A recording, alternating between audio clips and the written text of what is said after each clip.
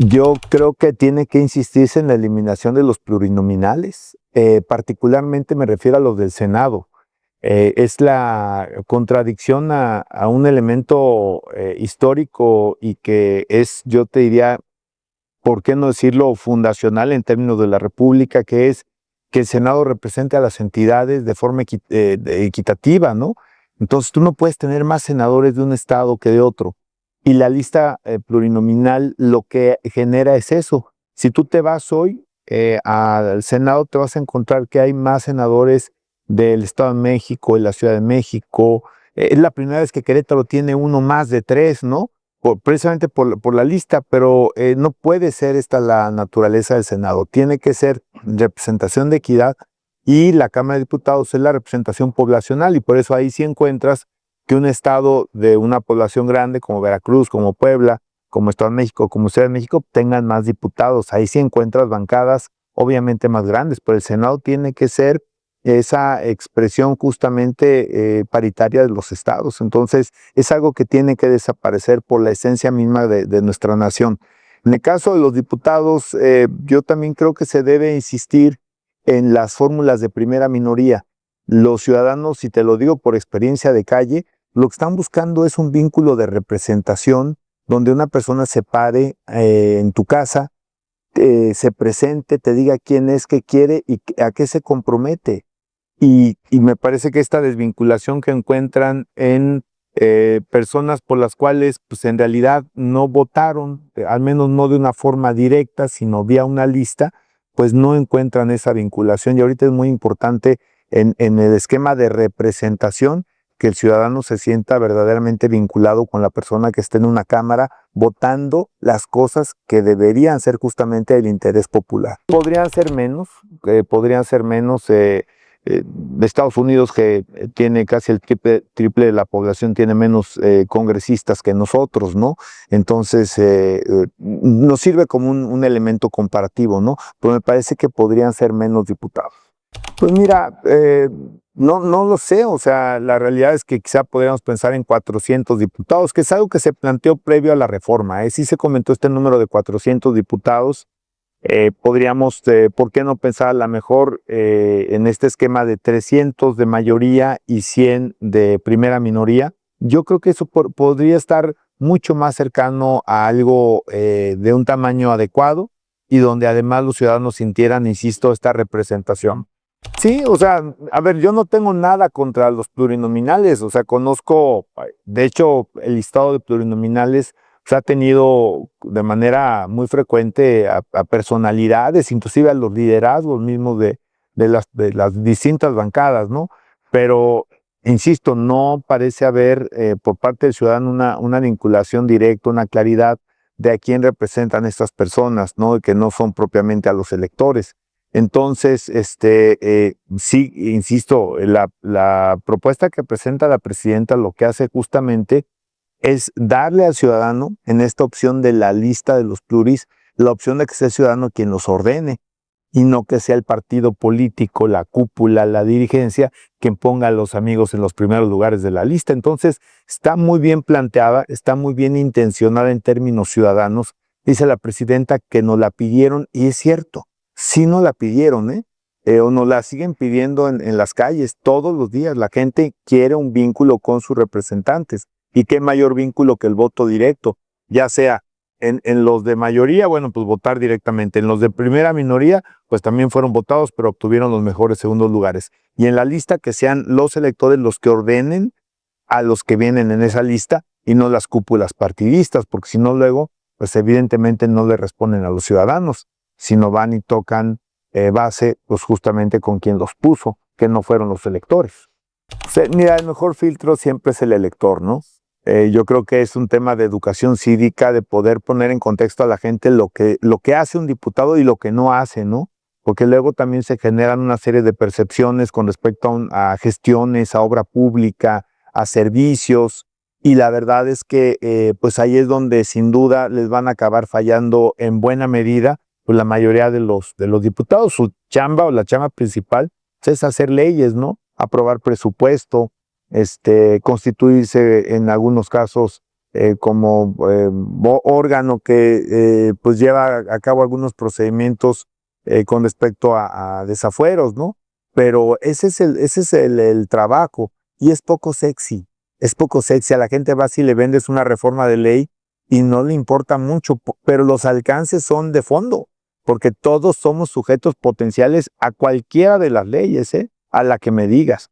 Entonces, creo que es un tema más bien de poder concientizar, por qué no decirlo, educarlos en términos cívicos a los electores, para que entonces sí valoren quién se está presentando, qué experiencia tiene, qué formación académica tiene, qué vinculación también tiene con su distrito o con la entidad, ¿no? Como representante. Y entonces, pues será la mejor manera. O sea, el filtro que tenemos nosotros, pues es el elector. Y también aquí yo te diría una cosa, aunque sí, a mí me encantaría que todos tuvieran el perfil pues más adecuado para hacer este tipo de trabajo legislativo. En análisis comparativo, caray, hombre, yo de repente veo algunos programas de comedia de otros países donde evidencian la poca capacidad que tienen legisladores. Lo vemos ahora mucho en Estados Unidos y es increíble, ¿no? Lo que te llegas a encontrar en otros países donde tú pensarías que también el filtro es todavía más de fondo, pero la verdad es que no. O sea, a veces el legislador, el representante en otros lugares del mundo, desgraciadamente también tienden a tener muchas carencias para poder hacer el trabajo de representación, pero tienen una cosa que desafortunadamente también hoy pesa: popularidad. Y la popularidad y la capacidad no siempre van de la mano. Yo diría que escasamente van de la mano. A ver, fíjate la falacia del tema de que se quiere reducir, lo que propone la presidenta, reducir el financiamiento de los partidos al 25%. Y la oposición sale y dice, lo que pasa es que nos quieren desaparecer, no nos quieren generar recursos para que nosotros podamos acceder al poder, quieren llevar este país a un partido único gobernante. Y la historia no dice, la historia reciente, la historia de este siglo, que es un siglo joven, estamos en el 2026, dice totalmente lo contrario, porque partidos que han tenido todo el poder, es decir, la presidencia de la República y muchas gubernaturas, que han sido sus partidos los que más recursos reciben, han perdido las elecciones. A ver, yo quisiera que volteáramos a ver cuántos recursos le llegaban a Morena entre 2015 y 2018. Yo te puedo decir que de los partidos que menos recursos tenían, no tenía el poder, no gobernaba Morena, gobernaba el PRI, y sin embargo se arrasó en la elección del 2018. Y entonces esto echa por los suelos cualquier argumento que es indispensable: tener el gobierno y tener recursos públicos para operar los partidos. Es otra la lógica y eso está demostrado. Entonces, la presidenta ha dicho, los ciudadanos quieren menos dinero en los partidos políticos, más en los años que no hay elecciones, porque no se justifica. Y el partido no puede decir que su única lógica de crecimiento, de convencimiento hacia los ciudadanos, es tener más recursos públicos, porque no se sostiene, y menos en este siglo, que ha habido 3 cambios de partido. Apenas en el 26, 3 partidos han gobernado este país. Algunos llegaron, así se fueron, otros regresaron, ¿no? Después de una larga estancia y de un par de sexenios que no estuvieron, que fue el PRI, y luego llega uno que no existía, que es Morena. Entonces, no hay un elemento sólido que acredite lo que dice hoy la oposición, que esta reforma es para desaparecerlos o para bloquearles el acceso al poder. Mira, en el dicho de los dirigentes, no pone en riesgo la alianza electoral. A mí me parece que se fueron por la cómoda, es decir, porque las cosas no cambien, el status quo, y donde se les hace más fácil entrar o acceder al poder vía el esquema actual de plurinominales, tanto en el Senado como en la Cámara de Diputados, y que no quieren ver disminuidos sus recursos como partidos, ¿no?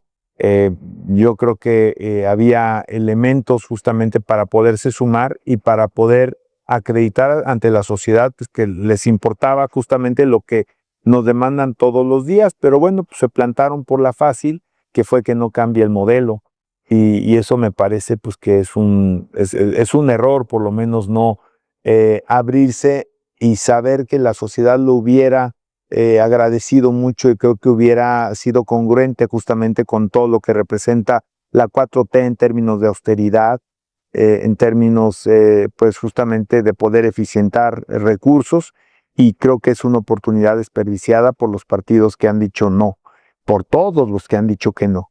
Yo soy de la idea que algunos probablemente de los de la oposición natural a la 4T también debieron haber valorado esta posibilidad que les hubiera generado probablemente en las primeras minorías accesos interesantes, pero bueno, no quisieron hacerlo, y pues ahí está, la reforma muy seguramente será rechazada y nos vamos a quedar con algo que era muy bueno para los ciudadanos, que era, me parece muy interesante en términos de democracia representativa, pues simplemente en una anécdota y no en una nueva conformación justamente de los marcos jurídicos.